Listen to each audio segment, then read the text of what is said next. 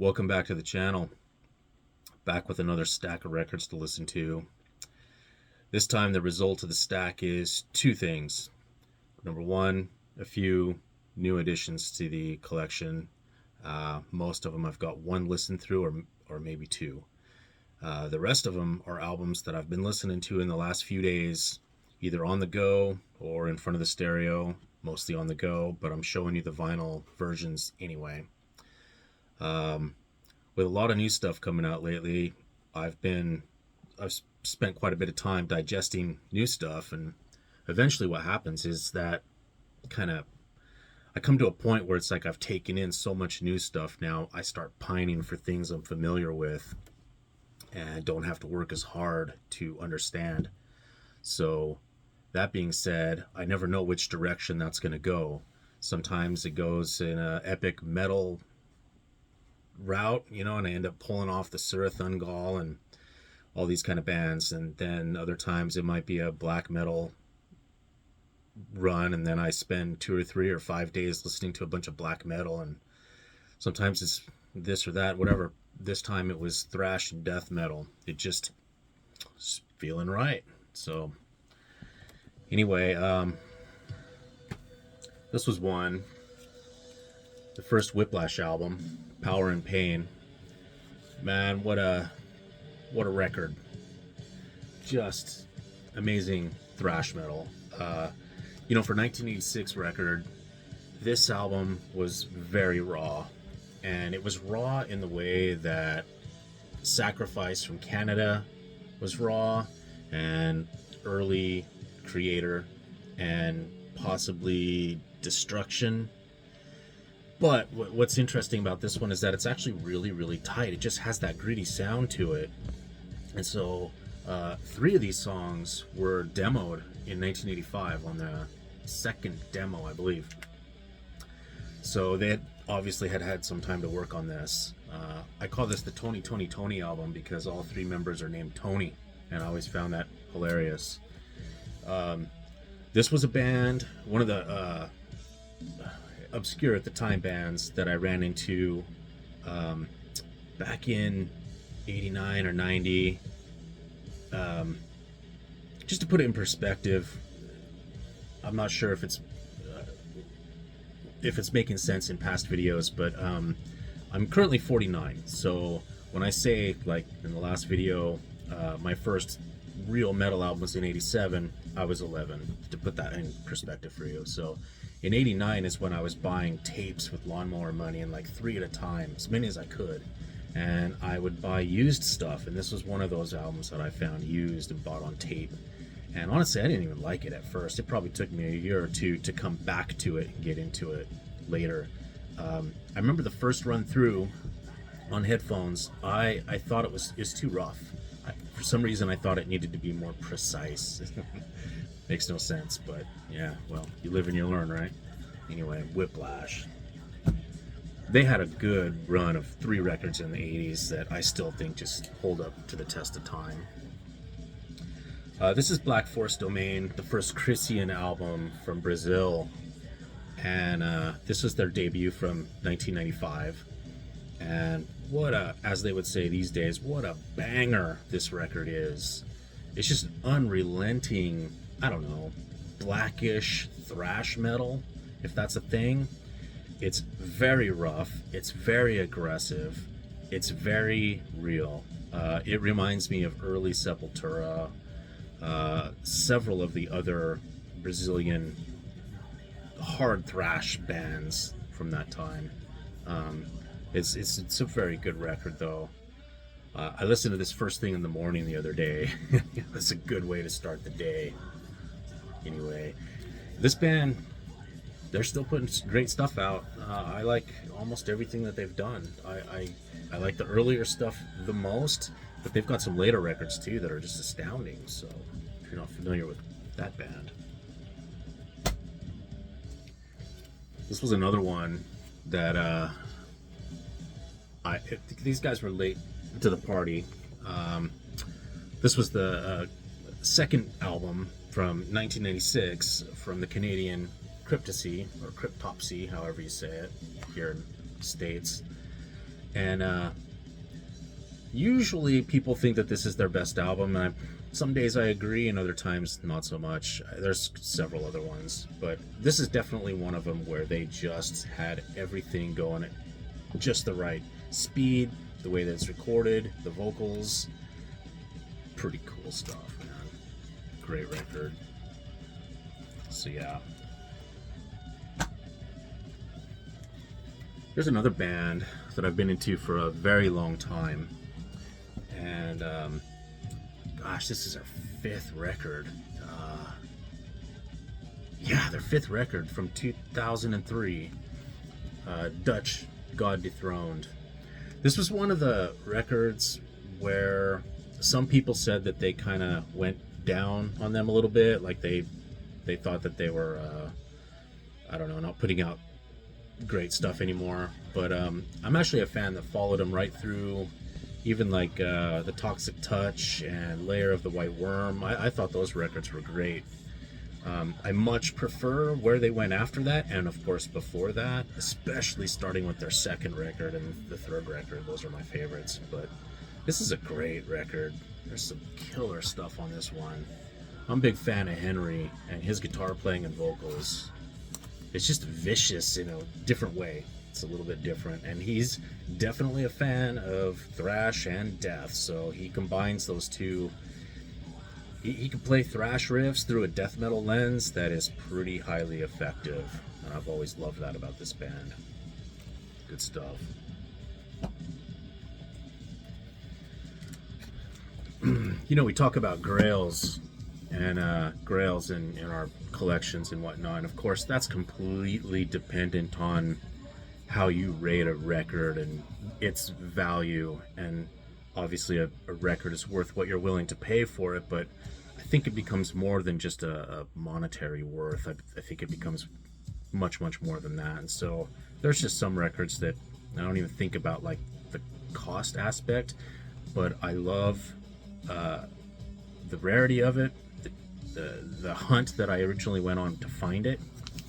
And this band has a lot of history with me, but a lot of history where I didn't even get to hear them. It was back in, must have been 92 or something, where there was an ad in a magazine with this album cover on it, and the band's name was Root, and I just thought, how perfect is that? So interesting. But this is the Temple in the Underworld album, which came out in 1992, I believe. Yeah, 1992. It was the 3rd record. And anyway, so I saw this cover. I don't know if you can see that very good through the I've got my albums always in liners, and I've decided to just not take them out of the liner because I don't like holding them unless I'm listening to them. But anyway, this is a really cool record cover, and it was really appealing. Of course, you couldn't hear the music by looking at the picture, so I looked for this album for 10 years, and I know that sounds ridiculous, but I never ever saw this album for about 10 years, until I finally got it on a mail order on CD. It's my favorite of their whole bunch. I love this band. This band is very different. It would be difficult to explain them, but I've heard them explained as a epic heavy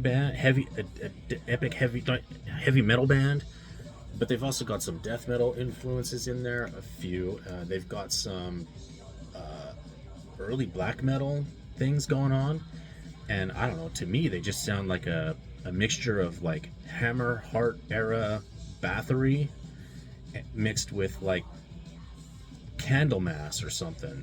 And Boss has got one of those weird voices that's very unmistakable and probably grates on a lot of people's nerves. But this is a great record, especially if you like Bathory's Hammerheart record or the Bloodfire Death album, especially A Fine Day to Die song. This is great stuff. Really great stuff. So I'm really was pleased to finally find this. I found this on vinyl years later, and actually it's only been a couple of years since I've had this. It is a repress, and still even the repress was just extremely difficult to find, let alone get. So happy to have that, one of my grails. course, the aforementioned Bathory album. Listening to the Root album brought me to this one. This is a freaking killer thrash record right here. Every song. However, the opening 2 tracks, the Odin's Ride Over Nordland and A Fine Day to Die, they're the only 2 that don't really go with the rest of the record because they're not thrash metal. They are some sort of prelude to what would be going on later on. It's like an epic heavy metal with Viking themes, and after that it goes into a highly energetic thrash record. But anyway, those 2 songs just were totally brought up in my head because of the Root album, because they seem to have a tie. Root, by the way, is from the old Czech Republic, or Czechia now, I think it's called. Czechia. Anyway, back to Sweden here. This is one of my favorite Bathory albums. You know, I remember hearing about this band. I heard about them a lot from older guys, but I never saw them. And then I realized after some time that in the mid-90s, when I was searching through, every now and then I'd see this logo, but I was almost confident it said Bat Lord. Retarded, I get it. But yeah, I passed it up a bunch of times because I didn't know it said Bathory. I didn't read it right. And I have a tough time. Once I read a word, I tend to read it the same way every time, forever. Which is why I have a specific system on my record collection in order to kind of mess my brain up, so I have to reread the title sometimes. Otherwise, yeah, once I see Batlord, that's it. So it took a little while for me to figure out that this is Bathory, and that, oh yeah, I should be buying those. And so that was how I actually got into Bathory. So this one is another grail. It's an album that I've been listening to for a long time. And with this one, you know, my parents were protective in different ways. My dad was protective of my body. You know, he would say little things like, yeah, go ahead and jump off of there and I'll visit you in the hospital, kind of thing. My mom was different. She would get in here more. And so one of the things that she had told me was, don't get in cars with older boys.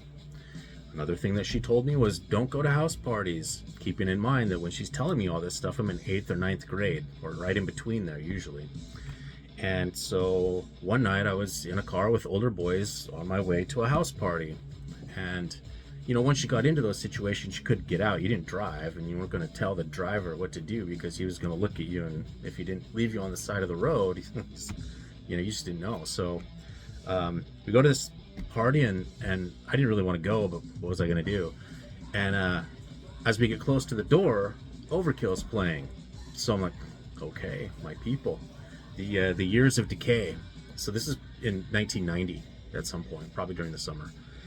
And so the album ended quite quickly, and then something else started playing that I was not familiar with, and I immediately was like trying to track it down. I find the stereo, because it was on a big stereo that was kind of had speakers running all over the place. I find it, but it's on a tape, and the tape is obscured, so you can see that the tape is moving, but you can't read it. And I didn't see any cover or anything laying around, so now I've got to go through the crowd and ask all these older people that I don't know, is this your album and what is it? Well, what it was is the second Devastation album, Signs of Life, from 1989. What a killer record this is. It gets a little bit of slagged off because it's not as good as their third record, and some say not as good as their first record, but I think all three records are essential listening. I own them all, but this is my favorite still to this day. So I was able to secure this album very easily on tape back in the day, and eventually got a reissued CD, and then after years of looking, I finally found an original press on the Under One Flag label on vinyl, and it's in excellent condition. So really, really happy with this one for sure. Devastation.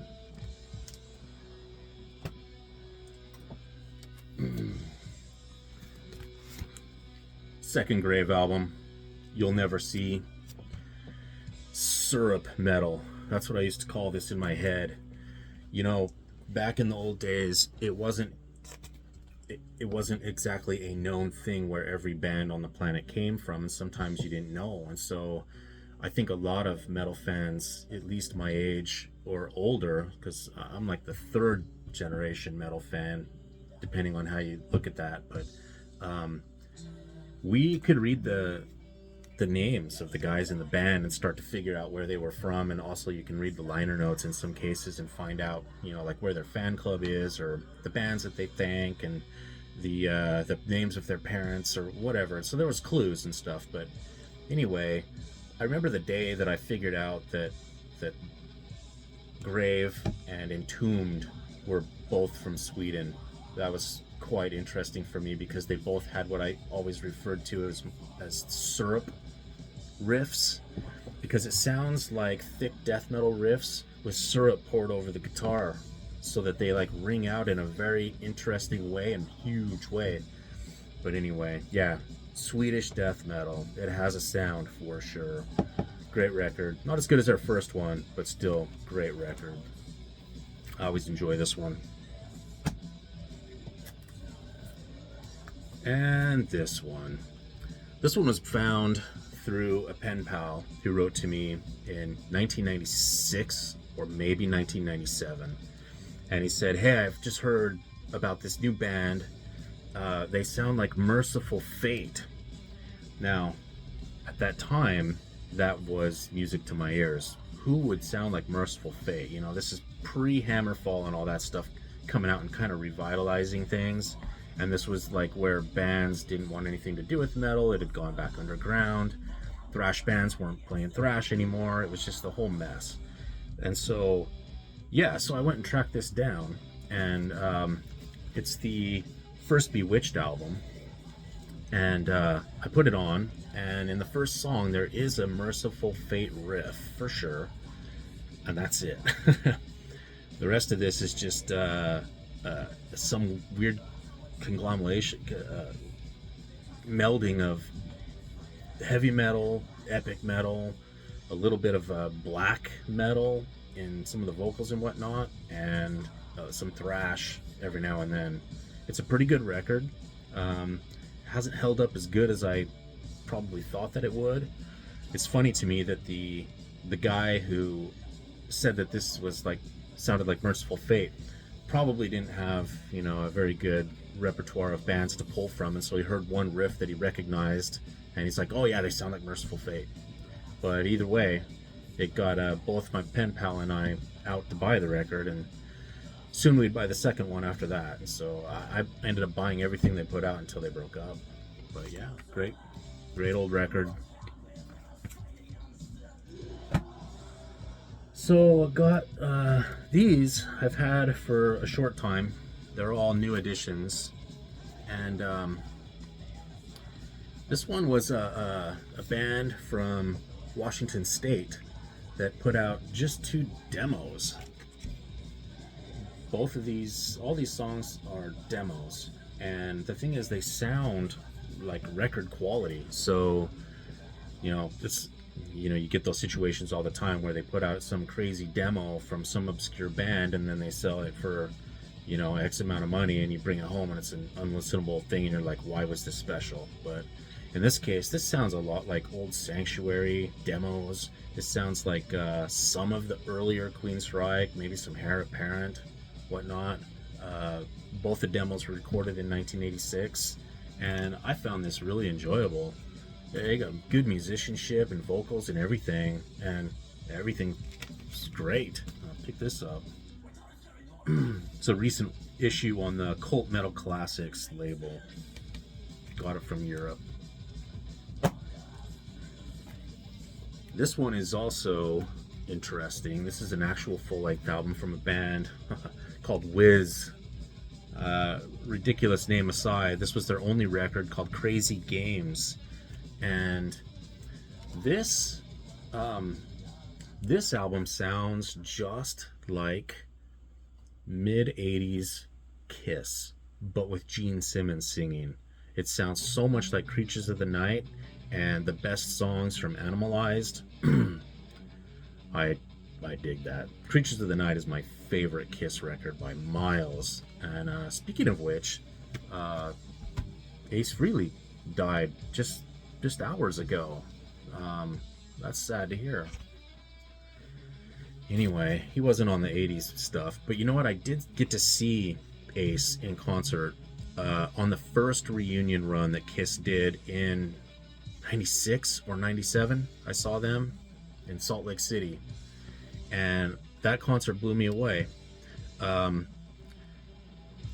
couldn't believe how much of a twin guitar band they were in the 70s. The 70s stuff that I know from the band, like the Love Gun album or whatnot, it just doesn't come across. Those albums are rather poppy, kind of thin.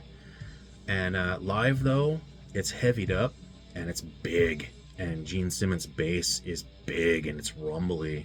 The music is so much more powerful live, which really made me understand the whole Kiss Alive thing that happened.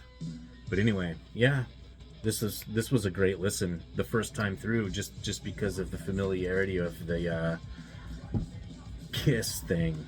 Made it really easy to follow along. Here's a couple of reissues from a band that I've been listening to for a while, and this band and I have some history that goes back to even when I was a kid. In school, growing up, you know, everybody knew I was into metal or even hard rock before that and all that stuff. And so they would always come and tell me things like, oh, my brother has this band. What's it called? Yeah, I don't remember the name of it. Oh, what does it sound like? I don't know. It's loud. Oh, okay. But one thing that occasionally would happen is that somebody would come and tell me about this band they saw named Thor, and that I've got to hear it. It looks like something I should have. And it'd be like, what do they sound like? Didn't hear them. So nobody heard them. But I heard of this band for years before I finally was able to get it. But this is the Only the Strong album. And this is the only one that I think is truly essential. This is a great heavy metal record. It's got great musicianship. The vocals are the strongest on this one. I think that this is the one to get. There's Thor himself, right? He's got that Glenn Danzig thing going on. Not in sound, but just like he's this huge big bodybuilder guy, and then he's got this like little tiny one frequency voice. And that's not a knock on either Thor or Glenn Danzig. The sound of their voices works for their music very, very well. But it just always was funny to me, you know, that these two guys were like, looked like these huge tough guys. Look at that Thor. And then their vocals are just so small. But this is an okay EP. I like this one too. I like this one better than their 1977 debut album. But essential? I don't know. Probably not. But a fun listen? Yeah. And there is some little bit of speed metal on here as well. So they do get a little bit heavier. And there's one track. Shoot. When Gods Collide, I think, that has this weird, dark, brooding epicness to it. Pretty good. Yeah.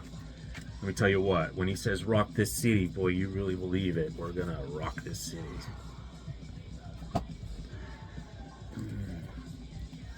Let's see, this was another one, Demos. The band was New Wave of British Heavy Metal labeled, but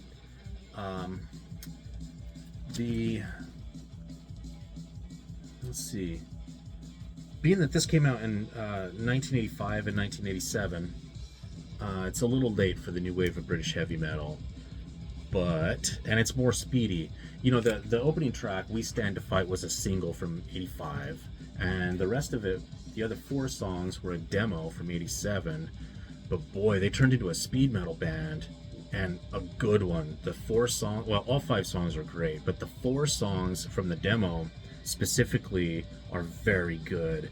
It just reminds me of like really quality Judas Priest, but faster and a little bit heavier. And then like imagine like the vocalist from Satan or Angel Witch or something on vocals, and that's what you've got going on here. I'm glad I took a chance on this one because that was a listen. I'll listen to this one again maybe now.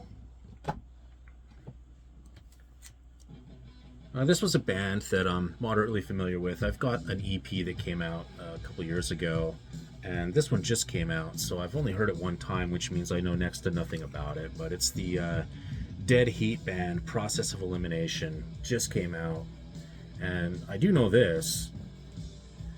It's pretty good. It's a thrashy crossover style metal. The sound is a little dialed back. It doesn't sound nearly as mechanical as a lot of modern day stuff does.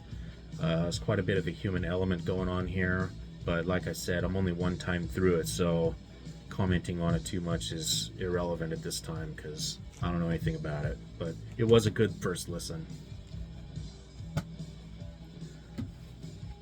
And finally, this blowed me away. This is the new Dolman Gate, Echoes of Ancient Tales. It just came out. I just got it in from Europe a little while back, maybe a week ago. And I've been listening to it because it is epic. This is some quality epic heavy metal. Killer, clean vocals, really, really good guitar playing on here. Very clean melodic leads that just flow and take the songs in all kinds of different directions and whatnot. And really, really good follow-up to their first record.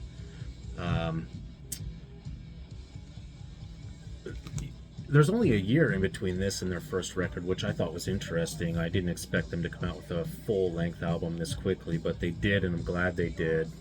The band is from Portugal and on No Remorse Records, so definitely check that out. But if you're not familiar with this band and you like epic heavy metal, it's a little on the heavier side of that, but the riffs are just flowy. There's a lot of flair going on. It's really good. The music kind of tells a story by itself, and then you've got the lyrical aspect, and then you've got the vocalist aspect. And if you put all those things together, and the drummer too, just really, really good at what he's doing on here. Definitely check this out. And if you are curious at all, this is what's been playing in the background. Necronomicon, the Apocalyptic Nightmare album from 87, I believe. Yeah, 87.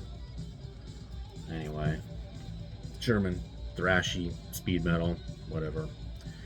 Anyway, that's what I got for now. I got a bunch of new stuff to go through, and also I'll come back and talk about the New Testament sometime soon. I've got about 5 listens on that, which there again doesn't really mean I know much about it. I know a lot about it from 5 listens, but I'd like to get at least 10 on there before I comment on that one, because there's a lot going on there. But as of right now, I'm liking it a lot. So anyway, thanks. I'll talk to you later. See ya.